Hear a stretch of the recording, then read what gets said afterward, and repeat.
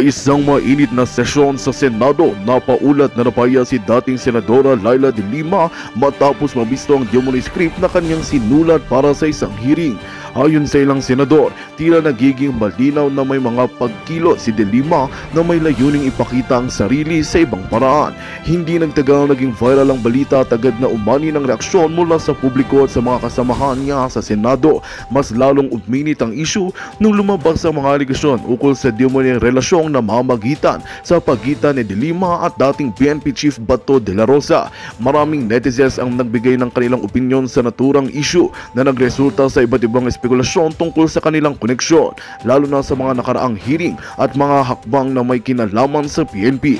Bagamat walang opisyal na pahayag mula kay de la Rosa, patuloy ang pagsasawagawa ng imbestigasyon ng mga otoridad sa issue. Hanggang ngayon nananatili pa rin mailap ang mga pahayag ni de Lima kaugnay sa mga ibinabatong akusasyon. Tumutok ang buong bansa sa mga susunod na hakbangin ng Senado sa harap ng kontrobersya ng isyong ito. Sigurado ng marami pang kaganapan ang inaasahan mula sa mga susunod na pagdinig sa Senado. At yan nga ang balitang ating pagkakatutukan. Ngunit bago ang lahat, siguraduhin mag-subscribe at i-hit ng notification bell para sa patuloy na pagtutok sa mga silip ng bagong balita sa tunay na boses ng masa.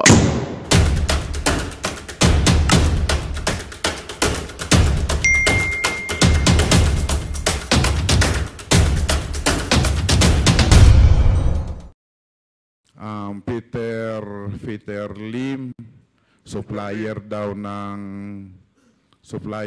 ng shabu, pero nandyan lang, hindi na huli-huli. Tapos si Senator de Lima, protector daw sa mga shabu, mga nagtitinda ng shabu sa loob ng Bilibid. Protector daw si Ma'am Laila.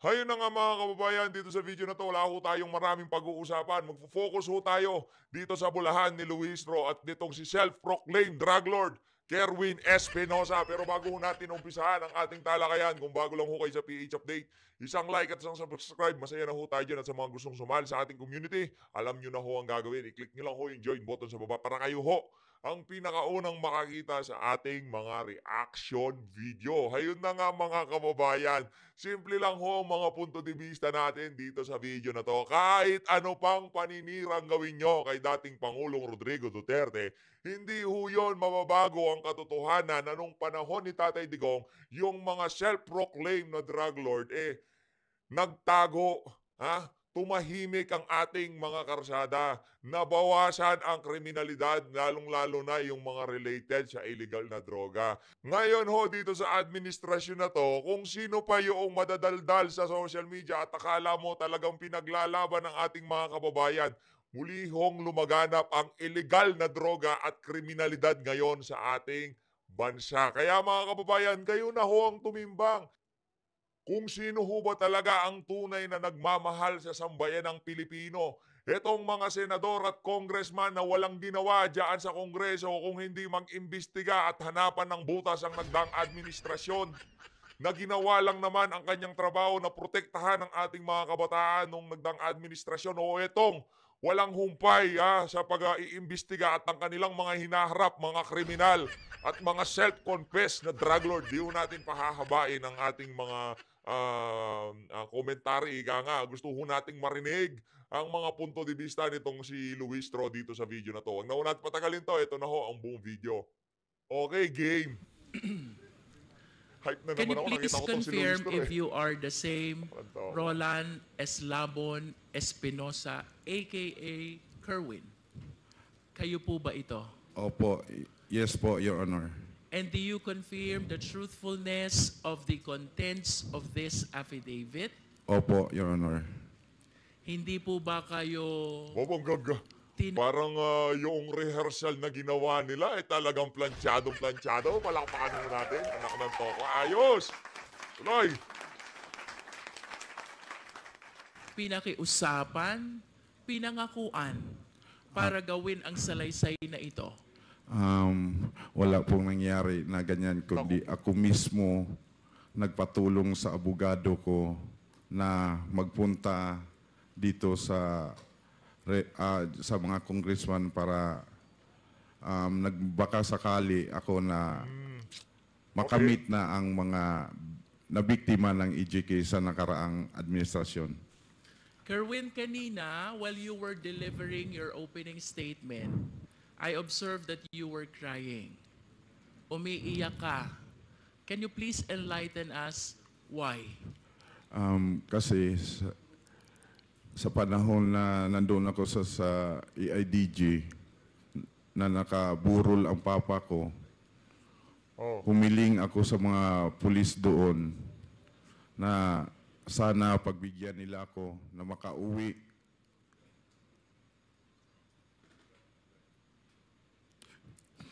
Na makaudalaw man lang at makita ang papa ko na nakaburol sa...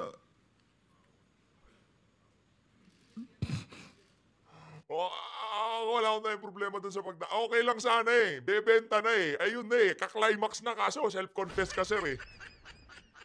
Kerwin, of course, you believe that Goodness. What are you doing, your my friend? father, the late Mayor Espinosa, is a victim of ruthless killing. Is this your position, Kerwin? Yes. Pero alin ba yung mas nakakaiyak?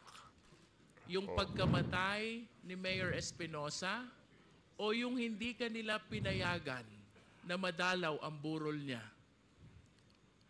Pareho po yung dalawa na hindi ako pinayagan na makauwi sa lugar namin para makita sa kahuli-hulihan na panahon ang daddy ko. Kerwin, prior to the death of Talagang itong mga Espinosa na to, big time dyan sa Albuera, no? Daddy!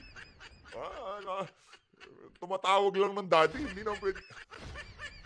Mayor Espinosa on November 5, 2016, he was the mayor of Albuera, Leyte. You confirm? Yes po.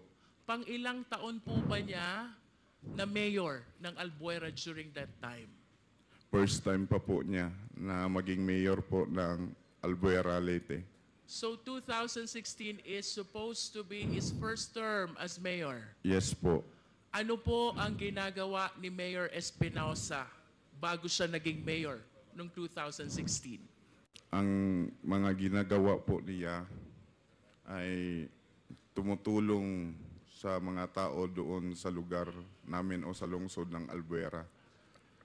Ng mga kunting mamigay siya ng mga bigas, yung may mga problema kahit personal, yung mga asawa, ayusin niya.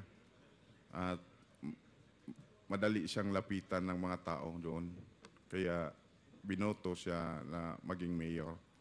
Pwede mo ba kaming kwentuhan, Kerwin? Ano ang pagkatao ni Mayor Espinosa as he is known by the Ilalatag people? na natin. Ilatag na natin, ha? Dapat maawa ang sambayan ng Pilipino dito sa mga Espinosa na to. Kasi ho, yung tatlong kriminal na nakakulong na inupo nila dyan sa hearing na yan, hindi bumenta sa sambayan ng Pilipino.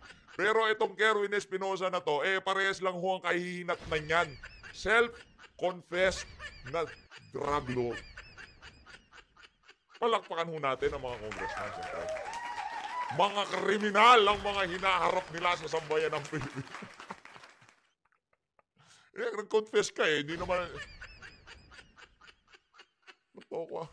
Kumbaga, kung nasa panganib ang buhay mo, kumindat ka lang, Of Albuera, Leyte.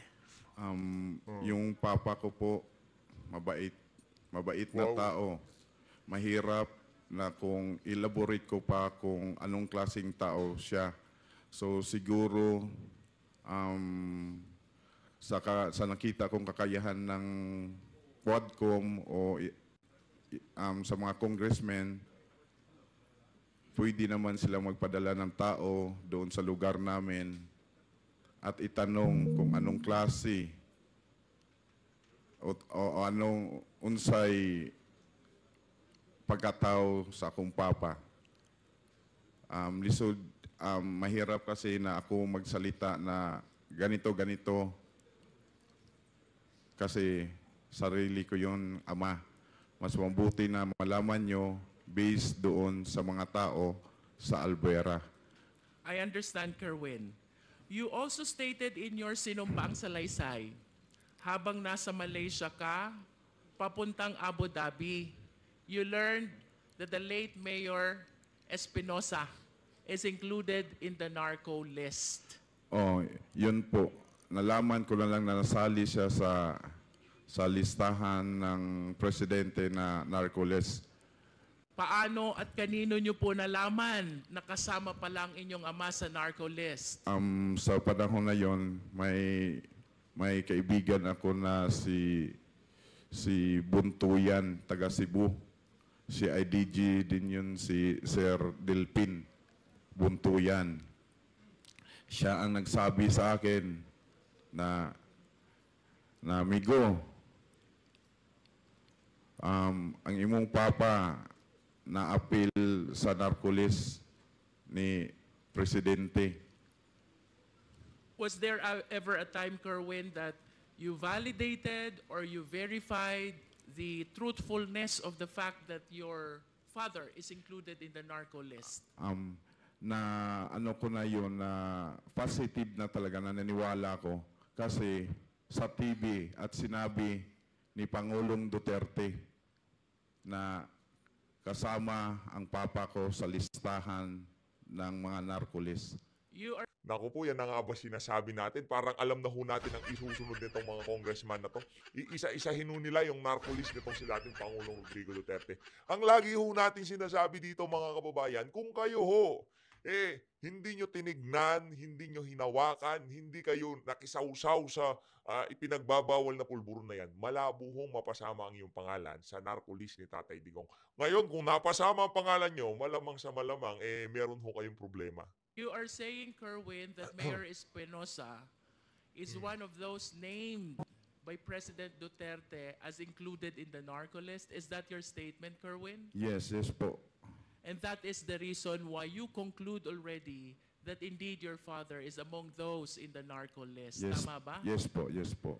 There are three important statements you made in your sinumpaang salaysay which really captured my attention. First, Kerwin, is the raid which happened in the house of your late father in August 2016.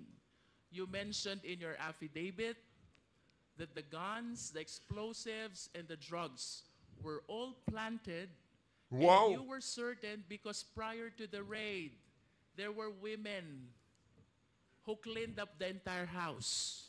Yes. Because they are apprehensive already that any time there will be a raid in the house. Yes po. Sino hong paniniwalaan nyo? Yung mga nag-imbestiga, yung mga nakakita na merong mga ganong bagay sa bahay nitong sila Kerwin? O itong self-confessed na pulburon lord? Anak ng toka. Hayaan ho natin magdesisyon ang sambayan ng Pilipino. O ito ho bang self-confessed na pulburon lord o yung mga pulis na nung panahon ni Tatay Digong talaga ang puso nila para mapaglingkuran ang ating mga kababayan? Decision ho kayo dyan. Bago nangyari ang raid, yung mga women supporter ng daddy ko nandoon sa bahay. Kasi yung daddy ko doon na tumira sa munisipyo. Nagbabantay ang mga women supporter ni daddy sa bahay namin, ancestral house. Habang nandoon sila, lininisan nila yung bahay ni daddy. At yung sinabi, nandoon daw sa nakita sa cabinet, sila mismo nagtaka kung paano nakita na merong mga illegal na bagay doon sa cabinet. Samantalang ang dami nilang naglinis na wala silang nakitang droga. Can you please confirm for the record, Kerwin, ano ang mga nakuha ng PNP operatives during the raid of August 2016 in the place of residence of the late mayor? Sabi daw nila, based on sa ilang report, nakakuha sila kanog 11 kilos nga shabu dito sa ilalim ng cabinet at mga mga baril doon daw sa loob ng bahay ni Mayor. At may mga pampasabog doon din nakuha sa loob ng bahay ni Mayor. Kung isipin natin, 11 kilos, hindi kaya yun nakita sa mga naglinis na mga women's? Ang dami nun. At ang mga baril at ang mga bomba. Ilagay kaya yun ni Mayor sa loob ng bahay na mga sumasabog na mga bagay at mga mahabang baril? Yun ang sabi nila na nakita daw nila doon sa loob. Pero walang kahit isa na taga-Albuera na maniwala sa kanila sa report nila na may nakuha doon. Kasi ang nagbantay sa bahay ni Mayor, yung ancestral house namin, nasa 70 ka mga babae nandoon sa bahay. Binantayan talaga ang bahay namin. Inano sila ni Joby na magkaroon ng raid, kaya tumakbo na sila. Natakot. So you deny, Kerwin, the legitimacy of the raid or the operation that was conducted by the police operatives on August 2016? Opo. And can you please state for the record, sino po ba ang namuno? Sino po ang team leader ng naganap na raid sa inyong tahanan nung nasabing petsa? Ang hirap po dito sa mga investigasyon na kinakandak nila dito, kung ano lalabas sa bibig na itong mga self-confessed na drug lord, yun hong pinapaniwalaan nitong ating mga magagaling na congressman. Si Mr. Joby Espinido po. Can you please state his full name? Police Colonel Joby Espinido. Mr. Chair, may we know if we have Colonel Espinido here? To the information of the Honorable Luis Ro, he sent us a letter of excuse in today's evening. Thank you, Mr. Chair. For the satisfaction of the Filipino people, just to make sure that Kerwin... Anong to the satisfaction of the Filipino people? Para sa satisfaction, yun lang yung nangyayari dyan. Satisfied ang sambayan ng Pilipino doon sa ginawang trabaho ni dating Pangulong Rodrigo Duterte na yung mga involved sa ipinagbabawal na pulburon. Ngayon, ang daming na nagugurgur sa daan. Kinukuha ang motor, tinutumba yung may-ari. Nagkakandawala ang mga bata, nakikita sa loob ng sako. Ayun ba nakakasatisfy para sa inyo? Para dito sa mga congressman, yun ba ang satisfaction para sa inyo? Makita nyo na ganito kagulo ang ating bansa? Nagtatanong lang naman ho tayo. Is aware of the identity of the one he is naming as Colonel Joby Espinido. May we request the Secretariat to flash a picture and let's hear from Kerwin if he will be able to identify who this person is. Yes. Itatanong itong si Joby Espinido, hindi present, pero yung picture nakahanda. Nakakantawa. Talagang tong si Luis Ro. Handang-handa sa script. Secretariat, please.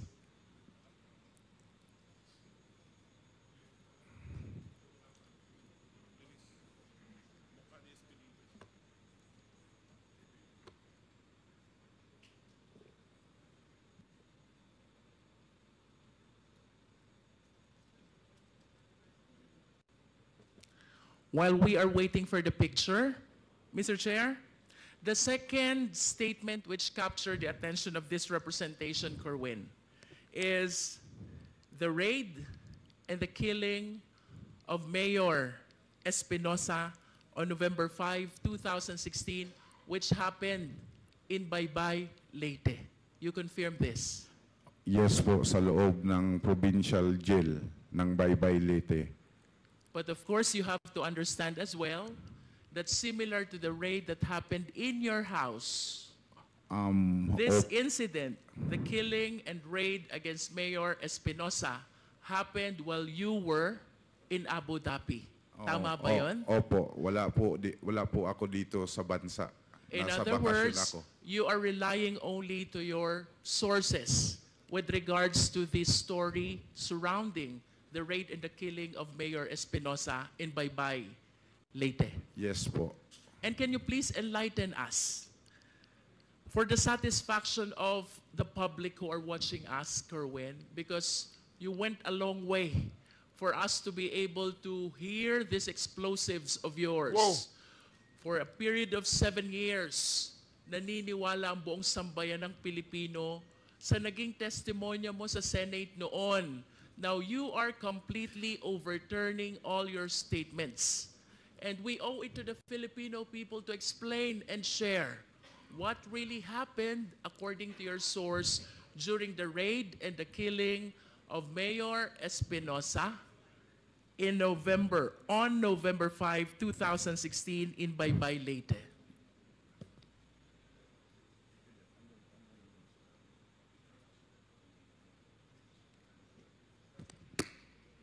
Mas gusto ba niya Tagalog? Parang masirap siya sa Tagalog.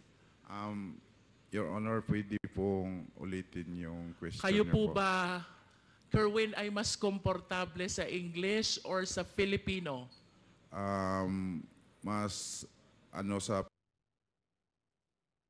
Pilipino na lang tayo. Filipino. Oh, para Kerwin, maintindihan. Alvera, you yung mentioned, mayor nyo, oh. nabanggit mo sa iyong sinumpaang salaysay, bagaman ikaw ay nasa Abu Dhabi noon, ng iyong ama na noon ay nasa Baybay, Leyte Provincial Jail, ay ni-raid at pinatay ng mga operatiba ng pulis. Nasa Abu Dhabi ka noon at ikaw ay nagtiwala lamang sa testimonya ng mga taong naruroon sa insidente. Nevertheless, Kerwin, can you please share to the Filipino people, what do you believe? Ano yung pinaniniwalaan mong tunay na pangyayari sa loob ng Baybay, Leyte, kaugnay ng pagkamatay ng iyong ama? Naniwala ako doon sa mga nakapiit sa loob. Kasi sila ang nakakita at kitang-kita nila sa dalawang mata at narinig nila ang mga putukan. Kitang-kita nila from the very beginning, pagpasok sa selda ng aking ama. Kerwin, Shout out doon sa mga pamilya ng mga taga-Alvera na mapahanggang sa ngayon meron silang kamag-anak na lulong sa ipinagbabawal na gamot. Nasira ang mga pamilya nila, naging yung tipo kasi pagka merong isang gumagamit sa isang pamilya, dysfunctional na ho ang pamilya na yun. Para doon sa mga gumagamit diyan sa Albuera at yung mga pamilya nyo ho, isa ho kayo sa nabiktima ng paglaganap ng illegal na droga bago ho dumating itong si dating Pangulong Rodrigo Duterte. Shout out ho doon sa mga pamilya na yun. kung nakikilala mo itong mga taong tinukoy ng iyong mga source, maaari Protektahan ho natin itong mga itong kagaya ni Kerwin Espinosa, yung 3 kriminal na pinag-testify nila dyan.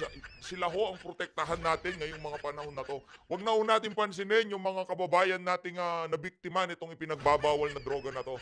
Huwag na, wala ho tayong pakialam doon. Importante dito, si Kerwin Espinosa, kawawa ang tatay niya. Tapos, wala nang maraming chebureche. mo bang banggitin sino itong mga polis na pumasok sa selda ng iyong ama? Okay ba, madam? Okay ba? Ako, ako ngayon sa inyo. Para doon sa mga pamilyang nawasak dahil sa illegal na droga dyan sa Albuera, palakpakan ho natin itong si Luistro. Diba? Ganun lang naman ho yan eh. Kailangan naman kontrahin pa kita, madam. Nandiyan ka, nakaping ka na eh. Wala naman kontrahin pa kita. Di lang kita ko kontrahin. Palakpakan nyo ho, itong si Luistro dahil talagang karapatan nitong mga self-confessed drug lord ngayong mga panahon na to mapuprotektahan na. Ayos. Diba? Ang galing nitong si Luistro. Palakpakan pa ho natin ng isang beses pa. Para doon sa mga biktima na nagurgor nitong mga biktima na to, na mapanggang sa ngayon baliw-baliw na ho itong mga kabataan dyan sa Albuera na nalulong sa ipinagbabawal na droga, pasalamatan nyo ho itong si Luistro. Huwag mo kayong magalit.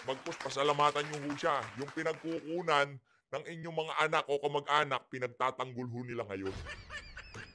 Pinagkukunan ng merienda, ano ba? Sa sinabi ng aking source, ang Sabi na, sino ba source? Kayo ang source o meron kayong ibang source? Ano ka nang tawa? Ikaw, Kerwin, ha? Pasok doon si Leo Laraga. Leo Laraga, siya talaga ang kumitil sa buhay ng papa ko. Wow. Leo Laraga. Laraga. Can you please check if Leo Laraga is inside this hearing venue? Narito po ba siya? With the indulgence Leo of, Laraga. Mr. Chairman, with the indulgence Tingin of ko, aamin din Congressman tong si Rico, Leo Laraga. ha? Police Pag captain ano, that time, tumanda na Leo itsura sa Laraga is not present, kakaano, hearing, oh. in today's hearing, but for sure we will invite him in the next hearing. Thank you, Mr. Chair. you. Bukod kay Leo Laraga, sino pa ang nalalaman mong Inuunti-unti ho nila, pero yung Leo Laraga na yan, okay na ho yan. Kumbaga, planchado na yan. Pero again, babalik pa rin ho tayo doon sa ating issue dito. Sino hong mas pinaniniwalaan nyo? Yung mga pamilya na mapahanggang sa ngayon, hindi ho nila alam kung paano aayusin yung mga kamag-anak nilang nabaliw dahil dyan sa pinagbabawal na droga na yan. Na ngayon, dyan sa House of Representatives, concern itong mga congressman sa well-being nitong si Kerwin Espinosa. Self-confessed drug lord. kasama nitong mga Hirap, nag-raid at nag-operate pumatay sa iyong ama? Si Colonel Marcos. Nag-raid ka agad. Hindi pwedeng di umano nag-raid at pumatay sa iyong... Hindi pwedeng ganon. Agad, nag-raid ka agad. Mantoko, At si Sir Matera. Kasi mga kaibigan ko sila. Kerwin, regarding Colonel Marcos and Colonel Matera, if they are present in this hall, can you kindly point at them? Ituro mo sila kung sila'y naririto sa bulwagang ito. Colonel Marcos and Colonel Matera. Yan. May we request the police officer raising his hand, to please identify himself for the record, Mr. Chair. Magandang balita ang hatid namin sa inyo ngayong araw. Sa pagtatapos ng aming balitaan, nagbigay kami ng mga mahalagang impormasyon. Maraming salamat sa pagtutok at pagsuporta sa aming programa. Huwag kalimutang manatili sa mga susunod na araw para sa mga bagong balita at mga kwento na dapat nating abangan. Mula sa Boses ng Masa, magandang araw, Pilipinas!